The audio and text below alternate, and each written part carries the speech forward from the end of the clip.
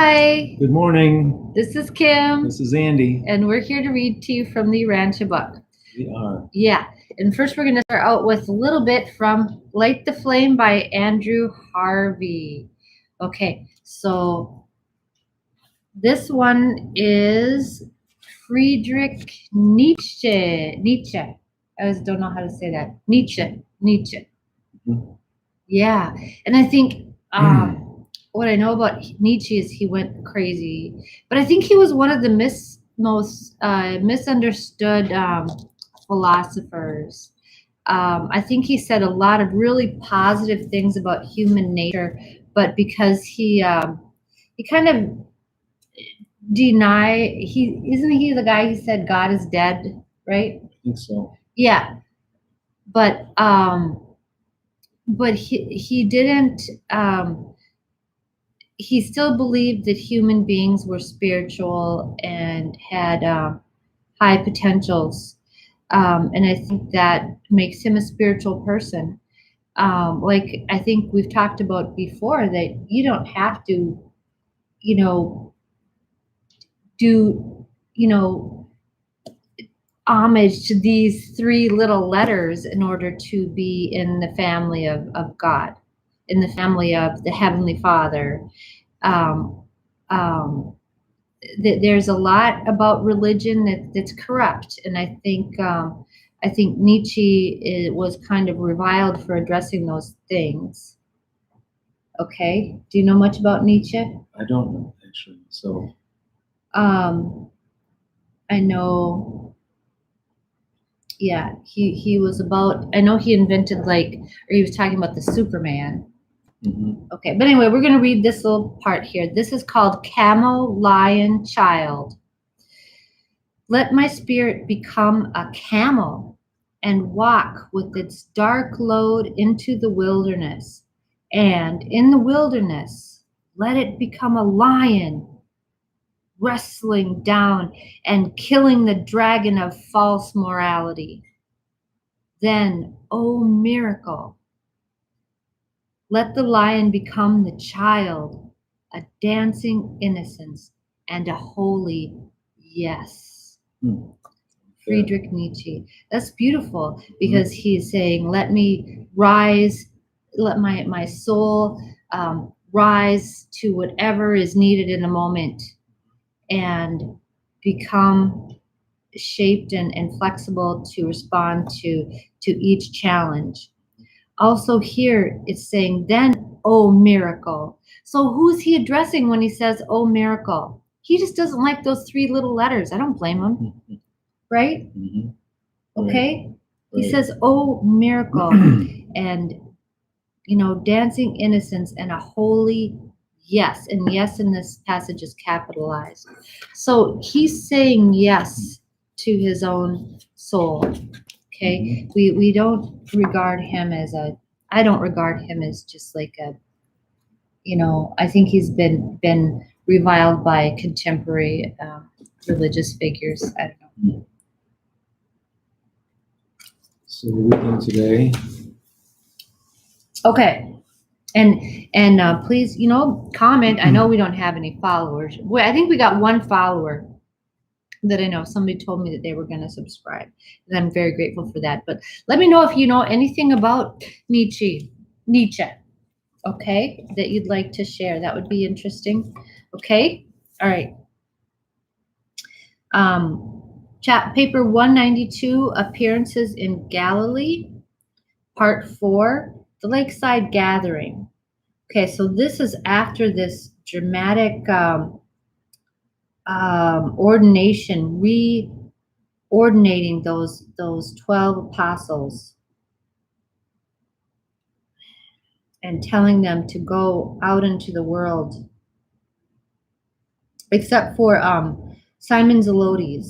Zelotes notably is not present, so I guess there was 10 of them, and I guess there was 8 of them really, because the twins. He told them, just believe, keep believing, and go back to your regular work that you do. But the other 10, the other 8, he told you have to go out and preach actively about this kingdom. And they all promised to do that. And that was a very powerful, reenactment of their original ordination to the mission of spreading the gospel. Okay, so the Lakeside Gathering. Do you want to start, Andy? Sure. For the Lakeside Gathering, word of the appearances of Jesus was spreading throughout Galilee, and every day increasing numbers of believers arrived at the Zebedee home to inquire about the Master's resurrection and to find out the truth about these reputed appearances. Peter, early in the week, sent out word that a public meeting would be held by the seaside the next Sabbath at 3 o'clock in the afternoon. Accordingly, on Saturday, April 29th, at 3 o'clock, more than 500 believers from the environs of Capernaum assembled at Bethsaida to hear Peter preach his first public sermon since the resurrection. The apostle was at his best, and after he had finished his appealing discourse, few of his hearers doubted that the Master had risen from the dead. Peter ended his sermon saying, "We affirm that Jesus of Nazareth is not dead. We declare that he has risen from the tomb. We proclaim that we have seen him and talked with him." Just as he finished making this declaration of faith, there by his side, in full view of all these people, the Master appeared in Urantia form, and speaking to them in familiar accents, said, "Peace be upon you, and my peace I leave with you." When he had thus appeared and had so spoken to them, he vanished from their sight. This was the 15th Urantia manifestation of the risen Jesus. So again, yeah, he's addressing them in this formal way, which I think is reflective of the energies that he's encountering here. He's probably more formal when he's got more inconsistent or unpredictable energies, right? That makes it more difficult for him to manifest. Mm-hmm. But here in the prior section, it talks about how he was real, genuine, and casual with the with the apostles here. Mm-hmm. But it was only with them. Right? Mm-hmm. So I'm thinking about here on a metaphysical level here, the energies that would make it more conducive to the Urantia form being, manifested. Mm-hmm. Okay? Okay. I'm good with that. Okay. All right. Mm-hmm. Okay. Because of certain things said to the 11 while they were in conference with the Master on the Mount of Ordination, the apostles received the impression that their Master would presently make a public appearance before a group of the Galilean believers, and that after he had done so, they were to return to Jerusalem Accordingly, early the next day, Sunday, April 30th, the 11 left Bethsaida for Jerusalem. They did considerable teaching and preaching on the way down to the Jordan, so that they did not arrive at the home of the Marks in Jerusalem until late on Wednesday, May 3rd. Okay, so he told them all to go to Galilee. So they went to Galilee, and then he made an appearance there, but then they think they're supposed to go back to Jerusalem. Okay, this was a sad homecoming for John Mark. Just a few hours before he reached home, his father, Elijah Mark, suddenly died from a hemorrhage in the brain. Oh. Although the thought of the certainty of the resurrection of the dead did much to comfort the apostles in their grief, at the same time, they truly mourned the loss of their good friend, who had been their staunch supporter even in the times of great trouble and disappointment. John Mark did all he could to comfort his mother, and, speaking for her, invited the apostles to continue to make their home at her house. And the 11 made this upper chamber their headquarters until after the day of Pentecost. Do you want me to keep going? Sure. Okay. The apostles had purposely entered Jerusalem after nightfall that they might not be seen by the Jewish authorities. Neither did they publicly appear in connection with the funeral of Elijah Mark. All the next day, they remained in quiet seclusion in this eventful upper chamber. This is the same chamber, remember, where they had the Last Supper. Wow. On Thursday night, the apostles had a wonderful meeting in this upper chamber, and all pledged themselves to go forth in the public, preaching of the new gospel of the risen Lord, except Thomas, Simon Zelotes, and the Alphaeus twins. Already had begun the first steps of changing the gospel of the kingdom, sonship with God and brotherhood with man, that's the real gospel, into the proclamation of the resurrection of Jesus.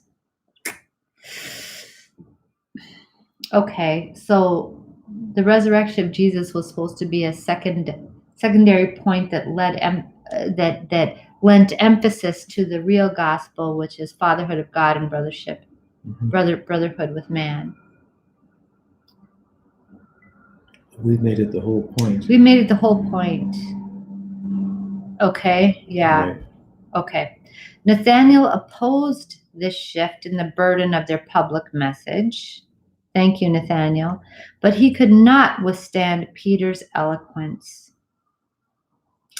Neither could he overcome the enthusiasm of the disciples, especially the women believers.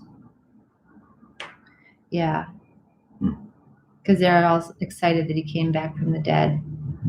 Because they had weird notions of what happens after you die. Remember, they believed in Sheol. So do we. Well, yeah, sure we do. But, I mean, most people here believe, the heaven and hell idea. But they believed in Sheol. Sheol. Do you know about that? No. That's just this gray place where everything is just, you have like eternity swimming through a muddy water and just being half conscious or whatever. That's yucky. Okay? Mm-hmm. And then they were afraid of spirits that come back. This resurrection really triumphed over a lot of those old ideas. Mm-hmm. Yeah. Right. Yeah. I'll show you what Sheol is. And we've gotten off the point of living today with misinterpreting that Right. as the end all and be all. Right. But you can see how they took that because of their background, how they responded to that message and why that was so important to them at that time. But yeah, everything's got a backlash to it, Right.